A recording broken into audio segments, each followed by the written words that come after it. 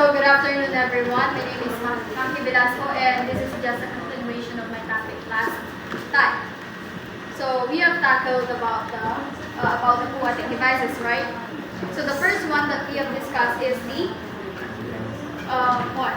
Devices that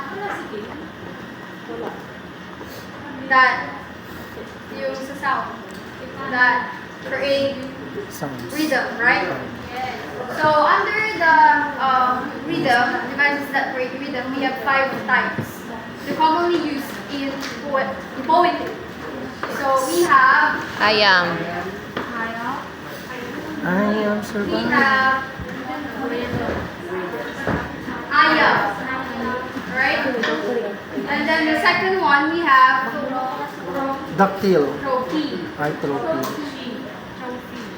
Okay. And then the third one, Spondy. Bandy. Doctyl. the fourth Dactyl one pala. is dactyl. Dactyl. And the fifth one Anapes. is Anapes. anapes. Anapes. So dito sa Atapes, may balito.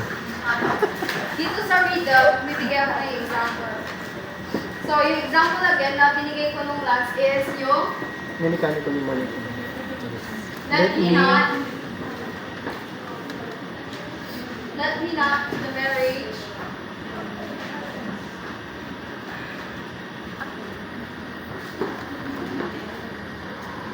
of two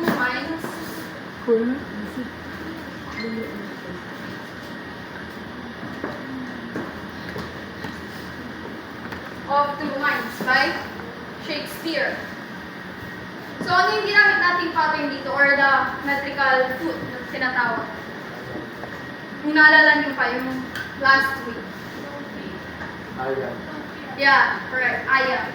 So yung pattern ng ayam is first is the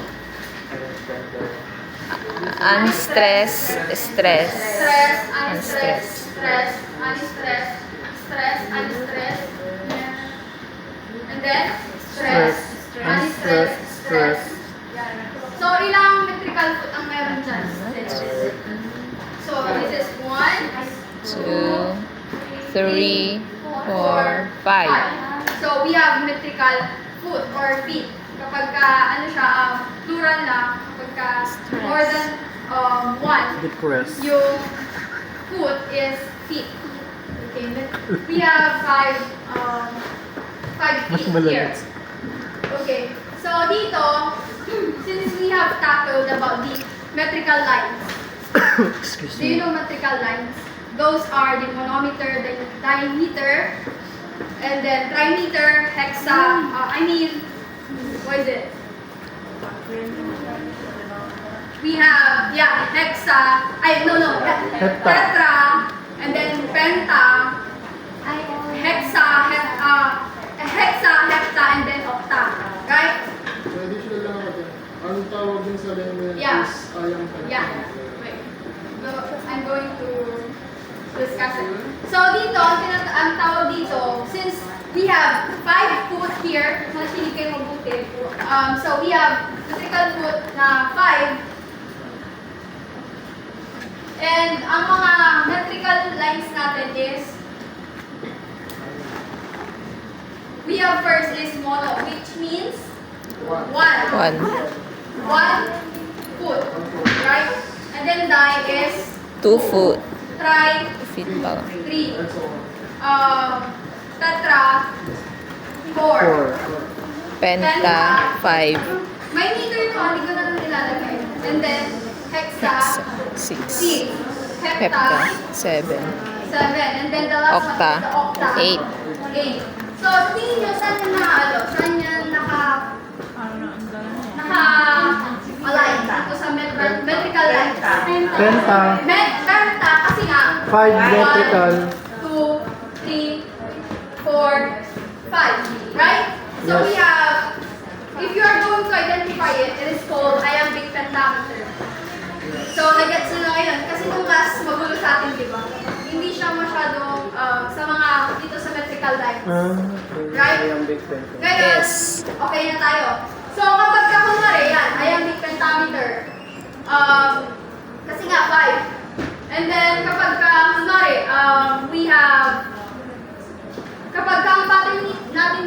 second is trochay, di ba? Trochay is the opposite of iambic pentameter. So, ang una dyan is unstressed, stress. So, kapag ang pattern natin dyan is trochay, so, ang bilang ng stress is 5, it is called trochaic pentameter. So, we just have 5, we have the iambic, and then trochaic, dactylic, spondic, and then anapestic. So, yung mga 5, sulat ko na lang. Iambic, ito yung mga common lang nagagamit kasi yung madaming types ng needle, right? Trochaic, spondic, and then, ano yung fourth? Dactyl. Dactylic. And then last one is Anapestic. So for example, dito is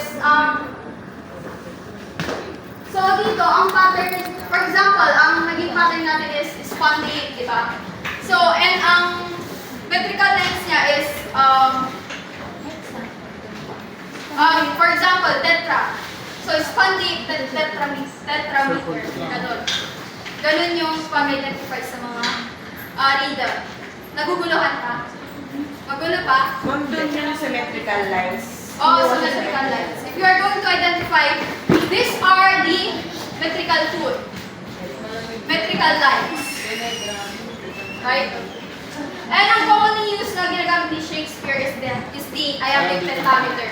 Wherein may 5 feet, and then ang pattern niya is iamb. That's why it is called iambic pentameter. Good. Sa dulo. But the commonly na ginagamit ni Shakespeare is the iambic pentameter. Wherein ma-identify na din ang iambic pentameter sa syllables. We have 10 syllables each line. Okay na tayo dito or nagugula na ka? Okay Okay na, ma'am.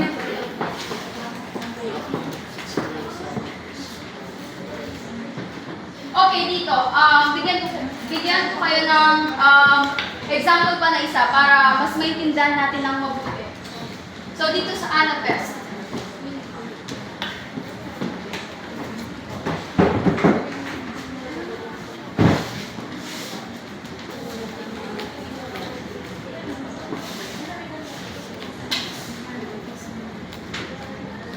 Ano yung example dyan? Pakibasa.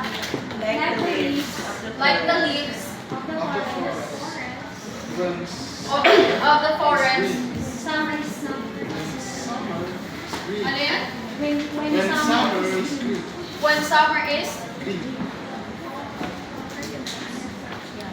So this is from the poetry Byron, The Destruction of Tenochtitlan. So here so who could identify the metrical lines and the metrical foot here in this example? You could try.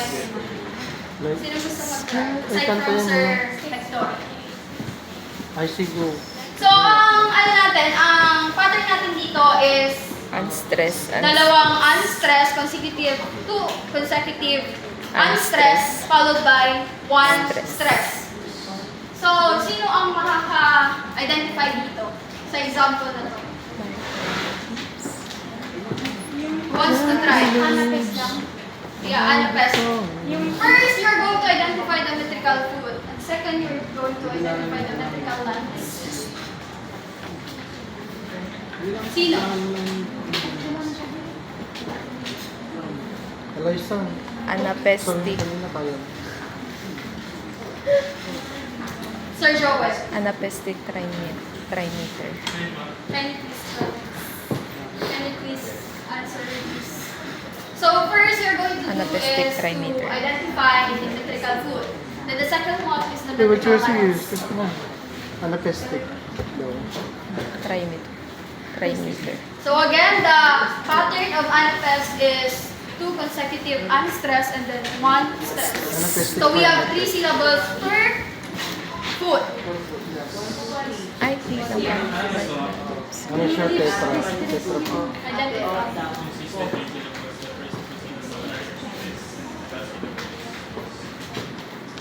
May kulang. Summer. Dapat ko wala. Junior 30. Dapat wala yan. Mamaki. Wala ata yung summer. Yung? Summer is green. Okay. Wait. Nakula.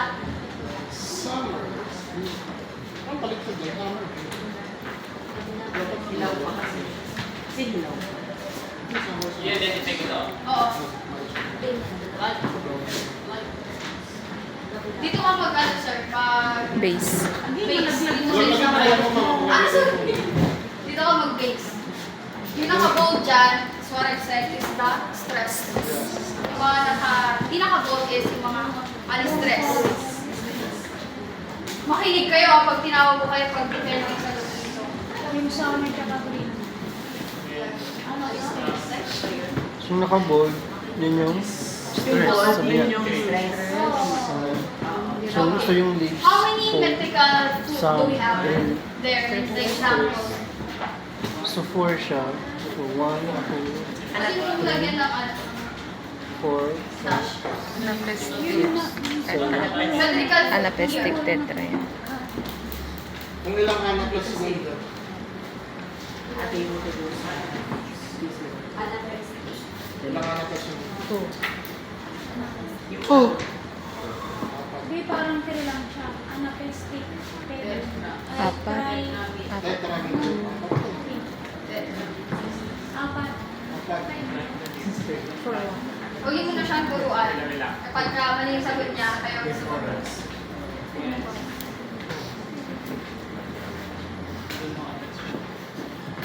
So the first one, Diyan na si Ma'am Uy, back to sa first tip niya. Charis. ito yung una. Ito yung una.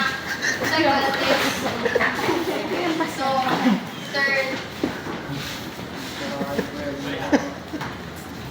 Yung summer. ito yung, asan, ano, Summer. okay. You could try. Mag-Chelsea. Murahin mo na natin yung mga.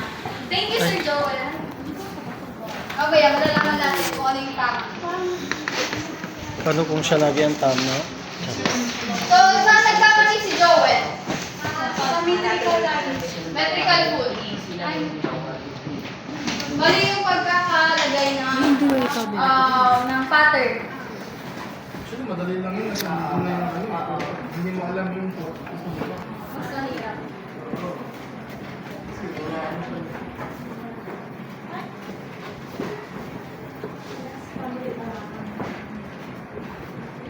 Okay. How many food do we have? How many food?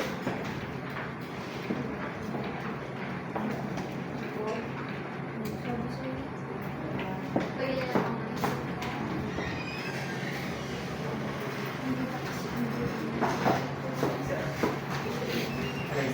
Four. So, saan siya? Manifesting heat. Or we have